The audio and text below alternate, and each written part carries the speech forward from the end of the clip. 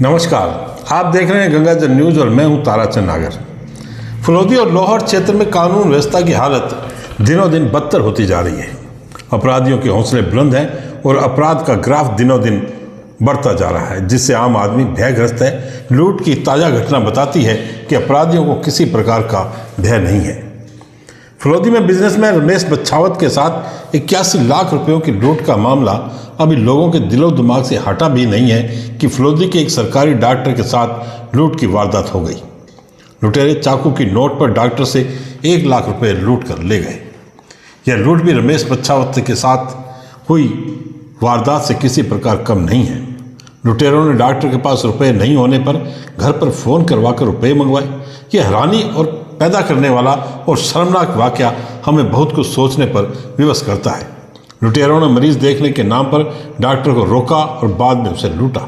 यह इंसानियत को भी शर्मिंदा करने वाला है। यह वारदात भी सरेआम हुई, लेकिन किसी को पता तक नहीं चला।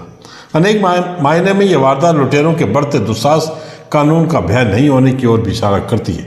तो आइए पूरी वारदात आपको बताता हूँ, ताकि आप सचेत रहें और सावधान रहें। यह वारदात भी इस ओर ही इशारा करती है। फलोदी के BCMO ऑफिस में डॉक्टर कमल पालीवाल कार्यरत हैं। डॉक्टर पालीवाल RBS के प्रोग्राम के इंचार्ज हैं और इसलिए उन्हें निरीक्षण के लिए इधर उधर जाना होता है। उनका निवास स्थान सांवरिज में है और वे वहीं से अप डाउन करते हैं। 18 नवंबर को उन्होंने पीलवा जाकर निरीक्षण करने का कार्यक्रम बनाया था और अपनी कार से रवाना हुए। करीब 11:30 बजे कोलू के पास चौराहे पर जब वे पहुंचे तो देखा कि एक आदमी उन्हें हाथ देकर रुकने का इशारा कर रहा है। वहीं पर एक बंद बोलेरो गाड़ी भी खड़ी थी। उन्होंने कार रोककर शीशा नीचे कर पूछा, भाई क्या बात है? तब वहाँ खड़े व्यक्ति ने सामने पिकअप की ओर इशारा करते हुए कहा, उसमें एक व्यक्ति की हालत ख़राब है, सांस लेने में दिक्कत हो रही है, ज़रा देख लें डॉक्टर साहब, बड़ी मेहरबानी होगी। इस व्यक्ति ने चेहरे पर सर्जिकल मास्क लगा रखा था, जिसमें पूरा चेहरा ढका रहता है और केवल आंखें दिखती हैं। डॉक्टर पालीवाल को जरा सी भी आशंका नहीं थी कि अगले ही पल उनके साथ क्या होने वाला है। उन्होंने गाड़ी को चालू ही छोड़ दिया और नीचे उतरकर बोलेरो की ओर कदम बढ़ाए। पहले उन्होंने बोलेरो के आगे वाला गेट खोला तो ड्राइवर ने कहा, पीछे वाली सीट पर मरीज है। फिर उन्होंने पीछे वाला गेट खोला तो वहाँ बैठे व्यक्ति ने कहा कि डॉक्टर साहब अंदर आ जाओ। जैसे ही वे अंदर दाखिल हुए, बाहर खड़ा व्यक्ति भी अंदर आ गया और उन्हें धक्का देकर दबा लिया। वे कुछ समझ पाते उससे पहले ही बाहर से अंदर आए व्यक्ति ने उनकी गर्दन पर चाकू लगा दिया। उन्होंने पूछा कि भाई क्या कर रहे हो, मैंने तुम्हारा क्या बिगाड़ा है? लेकिन उन्होंने एक नहीं सुनी। उन्होंने सीधा कहा कि डॉक्टर साहब जान की सलामती चाहते हो तो 3 लाख रुपए दे दो। इस पर डॉक्टर ने कहा कि उनके पास तो 1500 रुपये हैं, पर्स में वे ले लो।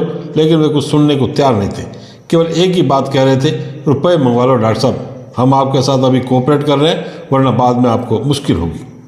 लुटेरों ने कहा कि जितना जल्दी हो उसके रुपये मंगवाओ। लुटेरों ने कहा कि घर से यह कहकर रुपये मंगवाओ कि मेडिकल वाले का हिसाब करना है। गर्दन पर चाकू लगा था और जान बचाने का सवाल था।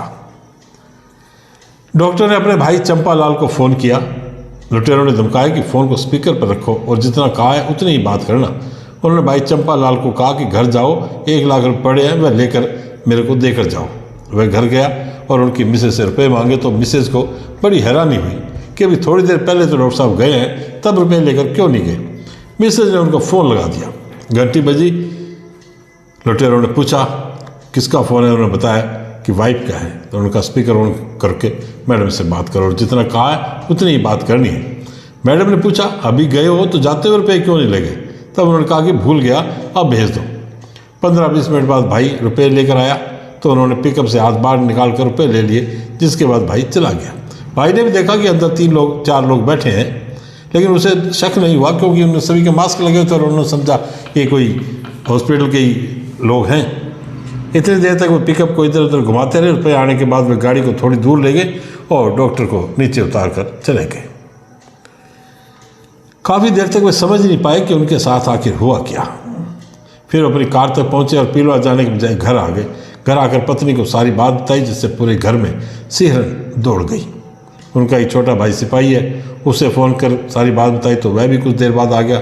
2 दिन तक सिपाही के साथ डॉक्टर साहब CCTV ढूंढते रहे कि कहीं गाड़ी का पता चल जाए, लुटेरे जो कहीं CCTV में कैद में हो। एक जगह पिकअप CCTV में, एक जगह बंद बोलेरो CCTV में दिखाई दी। 20 नवंबर को उन्होंने लोहट पुलिस थाना में एफआईआर दर्ज कराई और 21 को पुलिस ने मौका मुआयना किया। हमने लोहट के डीएसपी पारस सोनी से बात की। उन्होंने कहा, मुलजिमों को गिरफ्तार करने के लिए एसओजी के नेतृत्व में थाना स्तर पर टीम गठित की गई है। उम्मीद है कि मुलजिम जल्दी ही गिरफ्तार कर लिए जाएंगे। लोहट के थानाधिकारी बद्री प्रसाद मीणा ने कहा, सारे मामले की गंभीरता से जांच की है। उम्मीद है कि जल्दी ही लुटेरे